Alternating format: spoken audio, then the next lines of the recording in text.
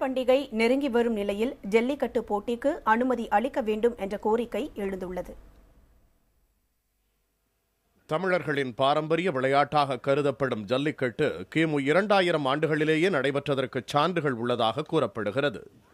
சிந்து சமவெளி நாகரிகம் சார்ந்த முத்திரையில் வீரரை காளை தூக்கி எறிவது போன்று சித்தரிக்கப்பட்டு இருப்பதே ஜல்லிக்கட்டு பழமை வாய்ந்த விளையாட்டு என்பதற்கு சான்று என கூறுகின்றனர் வரலாற்று ஆய்வாளர்கள். கிராமப்புறங்களில் ஜல்லிக்கட்டு என்பது குலதெய்வங்களுக்கு செலுத்தும் மரியாதையாக பார்க்கப்படுகிறது. சில ஊரில் திருவிழாக்கள் நடக்கும்போது அழைப்புகள் கொடுப்பாங்க.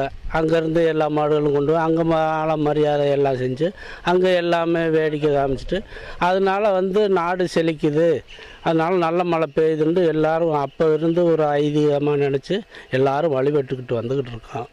ஜல்லிக்கட்டு போட்டிகளுக்காகவே காளை வளர்ப்பில் பெரும்பாலானோர் ஈடுபட்டு வருவதாகவும் ஜல்லிக்கட்டுக்கு தடை நீடித்தால் பெரும்பாலானோரின் வாழ்வாதாரம் பாதிக்கப்படும் என்றும் விவசாயிகள் அச்சம் தெரிவித்துள்ளனர். இப்போ ஜல்லிக்கட்டுன்னு ஒன்றும் இல்லை, இதுக்கு அடுத்து வர்ற கண்டுகள் யாரும் வளர்க்க போகிறாங்களா? வளர்க்க போகிறது இல்லை.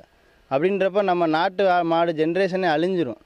இந்த புலிக்கோளம், நம்ம கிழக்கத்தி மாடு, நம்ம தமிழ்நாட்டு பிரீடே அழிஞ்சிரும். நாளைக்கு வந்தீங்கன்னா எல்லாருமே பிறக்கிற பிள்ளையிலேருந்து எல்லாரும் ஜெர்சி மாடு பசு பாலை தான் குடிக்கணும்.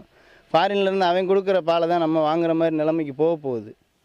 ஜல்லிக்கட்டுக்கு விதிக்கப்பட்ட தடையை நீக்க மத்திய மாநில அரசுகளுக்கு கோரிக்கை விடுத்துள்ளதாக கூறுகிறார் வீர விளையாட்டுக் கழக தலைவர் ராஜசேகர். தமிழகத்தில் இந்த பொங்கல் திருநாள் தடையில்லாமல் நடப்பதற்கு தமிழக அரசு அவசர சட்டத்தை இயற்றி இந்த ஜல்லிக்கட்டை நடத்துவதற்கு உதவி செய்து இந்த தமிழர்களின் நம்பிக்கையையும் அவருடைய எதிர்பார்ப்பையும் அவர் நிறைவேற்றுவார்கள் என்று ஒரே நம்பிக்கையுடன் காத்து கொண்டிருக்கின்றோம். தமிழர் திருநாளாம் பொங்கல் பண்டிகையின் போது ஜல்லிக்கட்டு போட்டிகள் நடைபெற நடவடிக்கைகள் மேற்கொள்ளப்பட வேண்டும் என்ற கோரிக்கை வலுத்து வருகிறது. புதிய தலைமுறைக்காக மதுரை செய்தியாளர் ராமானுஜம்.